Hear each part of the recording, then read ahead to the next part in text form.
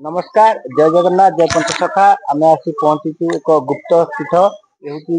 बालिका वर्णित क्षेत्र कह जाए तेरे गोबरी नदी कूल अनेक क्षेत्र अच्छी जो कह जाए 18 बांकरे 18टी क्षेत्र अच्छी तन्मध्यरु ये अन्यतम एक जगह स्थान हूँ हरिबण ये कौन आर विषय मालिकार कौन अच्छी महापुरुषंकर जो अचुरांत 600 वर्ष पूर्व लिखी लीला एवं भी चली पूर्वर जहाँ चलता आगू कौन घटना घटो से बाबद स्थानीय बासिंदा जी अच्छा पचारे आप चैनल माध्यम स्वागत जनइबी कौन कहे हरिबण नाटा कहीं दिहला केबेठू ए पीठर परिप्रकाश धीरे धीरे आम जहाँ देखुचे वृद्धि पाऊँची शीतल षष्ठी शिव विवाह हम और विभिन्न प्रकार जागरण होती माँ दुर्गा पूजा हुए ये सब हूँ कार्यक्रम आगू को मालिका अनुसार ये लीला करा नमस्ते अच्युतानंदं नमस्ते जगन्नाथ नमो यशोवंतानंदं बलां नमो नमः बलां नमो नमः। आज जो कहते हरिबण से हरिबण आम देखी आसु आम पिला बेलू ये हरिबण आहरी भी ये घंट जंगल था आमर जो ठाकुर पुरुषोत्तम दास सेपटे जो बेलमणिया मठ अच्छी तांकरी ना ये अच्युतानंद भविष्य सबु जगार पाइपर तेणु सी लिखाई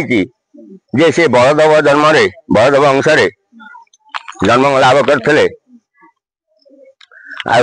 लिखाई गोटे पद मुझे शांत को पचारि आम जो ठाकुर शांत थे बर्तमान ये समाधि अच्छी मायाधर बाबा सी आमर परम गुरु तेणु से जो पुरुषोत्तम ठाकुर थे सी आम शांत ठार शुणुचु से कहती ये हरि शब्द राति रात्र जापन कले जे हरि हरिध्वनि ये शुभुची मालिकारे बहुत जगह लिखा अच्छी आई गोटे पद मो मन अच्छी जहाँ मुझे ठाकुर बलदेव रूप से जन्म होते कल्की लीला करने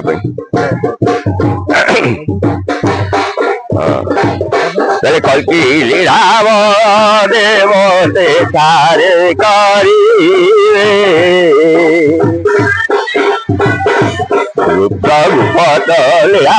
बाबू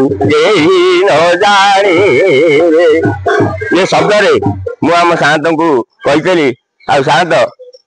ये कल्की लीला ठाकुर तो चलीगला ये कल्की लीला कौन आउटी कले जो कथा गुड़ी लिखाई जाजपुर नगर को जीवे जाजपुर नगर में विरजा सांगे कथबार्ता हे से कथा भी मुझे प्रश्न करी शांत कही शांत बोले जो पुरुष हाँ ये जो महाधर नाई नाई सी आंकर आमर इष्ट होते पुरुषोत्तम ठाकुर पुरुषोत्तम दास तेणु जो जो महाधर बाबा थे से आम मानकर भी गुरु सब कथा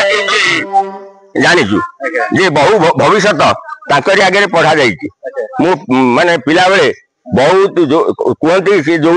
बही बाहर करने हम कहीं बही बाहर कर से लोई गीता से शीतमाचर पद्ममाचर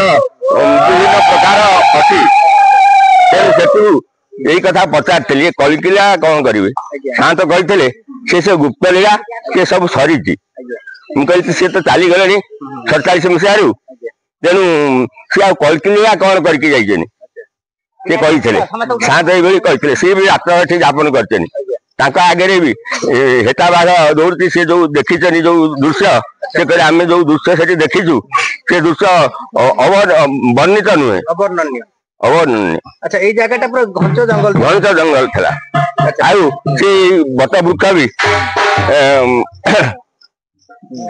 बट वृक्ष से स्थापन करते ज्येष्ठ पूर्णिमा अच्युत बट आमर जो पुरुषोत्तम ठाकुर थे सेपटे सी भी गोटे बटर वर्णना ठापिला बट पारु से ଥାଉ ମୋହରି ଚିତ ସେ ବି ଲେଖିଛନ୍ତି ତାଙ୍କ ଗୀତରେ ହାପିଲା ବଟର ପାରୁ ସେ ଥାଉ ମୋହରି ଚିତ। ସେ ଯୋଉ ସ୍ଥାପନା କରିଛନ୍ତି ଯୋଉ ବଟଟି ସେଇଠି ସମାଧି ନେଇଛନ୍ତି ମୋହରି ଚିତ ସେଇଠି ଥାଉ। ସେ ଲେଖିଛନ୍ତି ଯୋଉ ବଟଟି ମୁଁ ରୋପଣ କରିଛି ସ୍ଥାପିଲା ବଟର ପାରୁ ସେ ଥାଉ ମୋହରି ଚିତ। ଯେ ଅଚ୍ୟୁତଙ୍କର ପାଦ ପଦ୍ମକୁ ଲୟ କରି ସେ ଯୋଉ ଲେଖିଛନ୍ତି ସେଥିରୁ ଜଣା ଯାଉଛି ସେ ବି ଅଚ୍ୟୁତ ଅନୁସରଣ କରିଥିଲେ। ଅଚ୍ୟୁତ ବି ତାଙ୍କର ଗୁରୁ। ସେ କହିଛନ୍ତି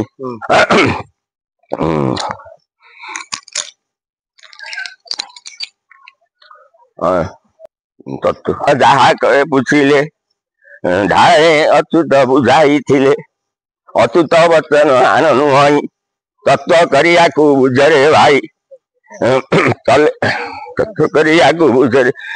ଧାଇ ହୋଇ ବସ ନିଶ୍ଚଳେ ଲଗାଇ ନଦିଅ ପାପ କଳେ ଏଇଭଳି ପଦ ଗୁଡିକ ତାଙ୍କ ଇଏରେ ଅଛି। ସବୁ ମନ ନାହିଁ ମନ ଅଛି ଯଦି ତ ଚଞ୍ଚାଳିତ ତ ମନରେ ମନେ ପଡିବନି। କହିବେ କି ଏଠି କୋଉ କୋଉ ଦେବାଦେବୀ ପୂଜା ପାଉଛନ୍ତି? ଏଠି ଏଠି ଜଗନ୍ନାଥ ପ୍ରଥମରୁ ଯୋଉ ଥିଲେ ଗୋଟିଏ ଜଗନ୍ନାଥ ମୂର୍ତ୍ତି ଥିଲେ ଉଙ୍କା ସ୍ୱରୂପରେ। କୋଉ ଜାଗାଟା ଦେଖିବେ ବର୍ତ୍ତମାନ ଏଠି ଯୋଉ ବର୍ତ୍ତମାନ ଉପରକୁ ଯିବି ଏଠି ଯୋଉ ବର୍ତ୍ତମାନ ଜଗନ୍ନାଥ ଦେଖୁଛନ୍ତି ଏଇଭଳି ଗୋଟିଏ ଜଗନ୍ନାଥ ବୃକ୍ଷ ମୂଳରେ ଥିଲେ। ବର୍ତ୍ତମାନ ସେ ଯୋଉ ବର୍ତ୍ତମାନ ପକ୍କା ଘର ହେଇଯାଇଛି ସେତେବେଳେ କଚା ଘର ଥିଲା। ସେ କଚା ଘରରେ ଗୋଟିଏ ଏଇ ଜାଗାରେ ଥିଲେ ସେଠି ବର୍ତ୍ତମାନ 3 ମୂର୍ତ୍ତି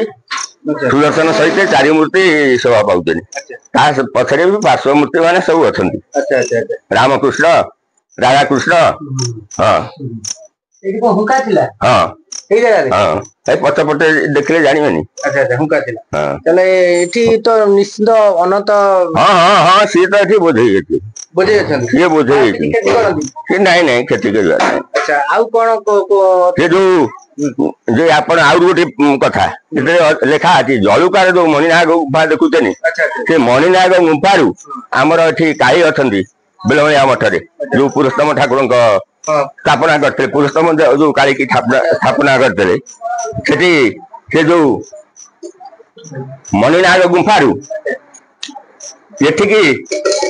ସୁଡ଼ଙ୍ଗ ଅଛି। ତେଣୁ ସେ ସୁଡ଼ଙ୍ଗ ବି ଆମ ଯୋଉ ସାନ୍ତ କଥା କହୁଛି ଜେଜ ମାଧର ବାବା ସିଏ ବି କହିଛନ୍ତି ସିଏ ବି ଦେଖିଛନ୍ତି ସେ ଯୋଉ କାଳୀଙ୍କ ପଛରେ ବଡ ବଡ ବହୁତ ତଳୁକୁ ଗଭୀର ସବୁ ଗର୍ତ୍ତ ଅଛି। ସେ ଗର୍ତ୍ତରେ ସେ ତାଙ୍କୁ ବି ଦେଖିଛନ୍ତି। ତାଙ୍କୁ ବି ବତା ଘର ଛାଉ ହେଇଥିଲା ବେଳେ ବତା ମାରିକି ବି ଦେଖିଛନ୍ତି ସେ ଯୋଉ ଗଣ୍ଡି ଭଳି ମଣିନାଗ ଯାଉ କହୁଛନ୍ତି। ଏଭଳି ଅଛି କିଏ ବିଶ୍ୱାସ ଯିବ କି ନ ଯିବ କିନ୍ତୁ ଏଇଭଳି ଏଇ ଖ୍ୟାଳରେ ତ ଆମ ପିଲାବେଳେ ଆମ ବାପା ଏକା ଯେତେବେଳେ ଥିଲେ ଆମ ବାପା ବି ରାହସ ବୋଲନ୍ତି ଆଉ ସେଠିକି ଆସିଥିଲେ ଏଠିକି ଦୟାନିଧି ଆଉ ଏଇଭଳି ଗୋଟେ ଦଳ ଆସିଥିଲେ ଯେ ସବୁ ବୁଲିକି ସେତେବେଳେ ଯେତେବେଳେ 70ରେ ସତ ଉପୁଜିବ ଯେତେବେଳେ ଦେଶରେ ଚହଳ ପଡିଥିଲା 70 ମସିହାରେ 1970 ମସିହାରେ ଯେତେବେଳେ ସତ ଉପୁଜିବ ଆମର ଏଠି ଗୋଟେ ଜଳିଆଦାର ଥିଲେ ଏ କୁଳମଣି ପ୍ରଧାନ ଥିଲେ। ତେଣୁ ସେମାନେ ବି ସେଇଭଳି ପାଗଳ ହଉଥିଲେ। ବର୍ତ୍ତମାନ ଯୋଉଭଳି ପାଗଳ ହଉଛନ୍ତି ଭକ୍ତମାନେ ଭବିଷ୍ୟତରେ ସେଇଭଳି ପାଗଳ ହଉଥିଲେ। ଆଉ ବର୍ତ୍ତମାନ ଯୋଉଭଳି ମାଳିକା ପାଇଁ ବିଭିନ୍ନ କିଏ ମହାପୁରୁଷଙ୍କର ପଦ ଗୋଟିଏ ଅନୁସରଣ କରି ସେଠି 5 ପଦ ବନେଇଛୁ ନେଇ କହିପାରୁଛି। ତେଣୁ କଥା କଣ ହେଲା 7 ଦିନ ଅନ୍ଧାର ହବ ମହାପୁରୁଷ ଲେଖିଛନ୍ତି 7 ଦିନ ଅନ୍ଧାର ଆମେ କଣ କରିବା ଆମର କଷ୍ଟତଂ ବା କୁତ ଆୟତ ତତ୍ତ୍ୱଂ ଚିନ୍ତା ତବିଦଂ ଭାତ ସେଠିକି ତ ଆମର ଆୟତ କିଛି ନାହିଁ। କଣ କରିବା ସେଠି ପ୍ରଭୁ ହିଁ ତତ୍ତ୍ୱ। ଆଚ୍ଛା 7 ଦିନ ଯୋଉ ଅନ୍ଧକାର ହବ କହୁଛନ୍ତି ସେଟା କେବେ ହବ ବୋଲି କେବେ ହବ ଆମ ସାୟନ୍ତଙ୍କୁ ତ ଶୁଣୁଛୁ ସେଇଭଳି ଭାବ ଅନୁସାରେ ସେ ସବୁ ପାସ୍ କରି ଯାଇଛି ମାନେ ଆଉ ହବନି ଆଉ ସେ କଥା କିଛି ନାହିଁ। ବର୍ତ୍ତମାନ ତ ଆମେ ଦେଖିଛୁ 5025 ବର୍ଷ ଭୋଗ ହେଇଗଲାଣି। ପ୍ରମାଣ ଅଛି ସବୁ ଅନ୍ୟାୟରୁ 4,32,000 ବର୍ଷ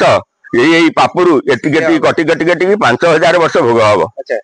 ଭବିଷ୍ୟତରେ ଲେଖା ଅଛି। ଆଉ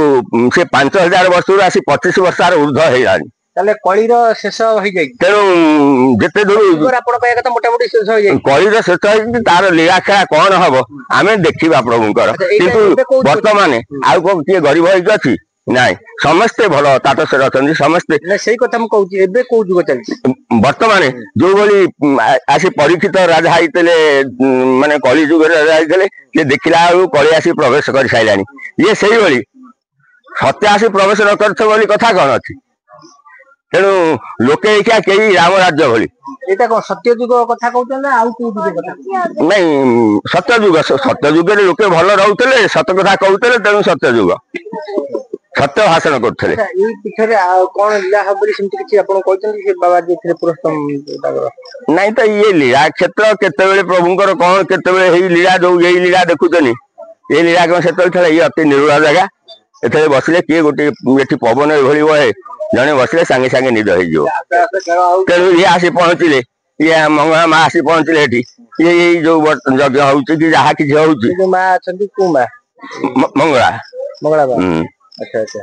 ये मंगला माँ ये तो साक्षात मंगला ताले एठी बुई आगु को और किछि हां आमे तो आगु टाको कहि परिबनी आमे हां ए गोबर नदी देखाउचे क्षीरनाद ये हौ जो गोबरी नुहे ता ना कोन दिया है क्षीरनाद क्षीर नदी धार बहिब क्षीर नदी धार पुरस्तम नाम से करिब बखाणे ए गोटे पद क्षीर धार दक्षिण रे क्षीर नदी रो दक्षिण हां ये क्षीर नदी काई आमे भाबु आम भाव रे ये चित्रप्तळारु बाहरची पुन्नी नगर जो ब्रिटिश कर देला केनाल बंद कर देला से तो बंद करा नथला बंद कर देला तेणु सेही भली भाव ये तो भावना प्रगाढ़ भावनार अंत नाही